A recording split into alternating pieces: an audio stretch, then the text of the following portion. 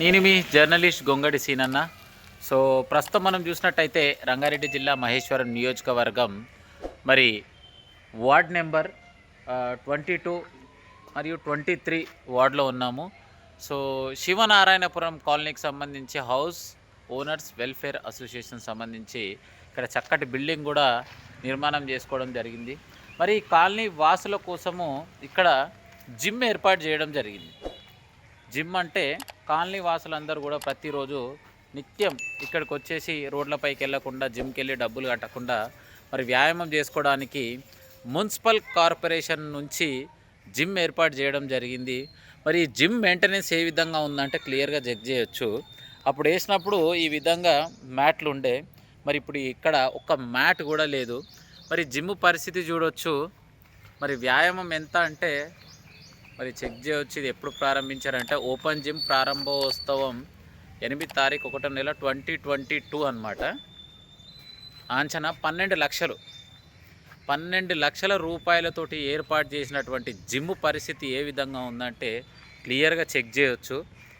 మరి ఎందుకు మున్సిపల్ కార్పొరేషన్కి సంబంధించినటువంటి ఏదైతే మరి ప్రభుత్వ ఆస్తులు అంటే ఒక 12 lakhs రూపీస్ ఇన్వెస్ట్మెంట్ చేశారంటే ఇది కాలనీ వాసుల కోసం అని క్లియర్గా చెప్పుకోవచ్చు.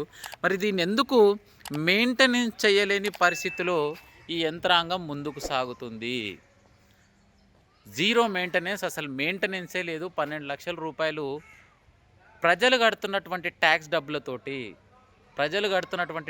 డబ్బులతోటి ఇక్కడ ఇన్వెస్ట్మెంట్ చేసి 12 లక్షల రూపాయలని గాలికి వదిలేసినటువంటి పరిస్థితి ఉంది. చెక్ చేసుకోండి. ఇది పరిస్థితి ఎందుకు వస్తుంది? ఇంతకు అధికారులు ఏం చేస్తున్నట్టు, మరి కాలనీకి సంబంధించి ఈ వార్డుకి సంబంధించినటువంటి అధికారులు ఏం చేస్తున్నట్టు ఒక్కసారి చెక్ చేసుకోండి.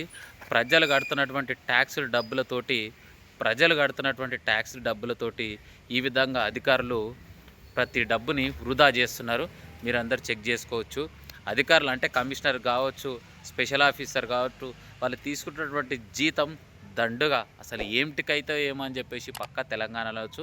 ఒక్కసారి కమిషనర్ మేడం మీరు దయచేసి విజిట్ చేసి చెక్ చేసి మరమ్మతులు చేస్తారా లేక మరి ఏం చేస్తారో మీరే చెక్ చేయండి. మరి ఈ వీడియో చూసిన వాళ్ళు తప్పకుండా షేర్ చేయండి, కామెంట్ చేయండి. ఉంటామల్లా.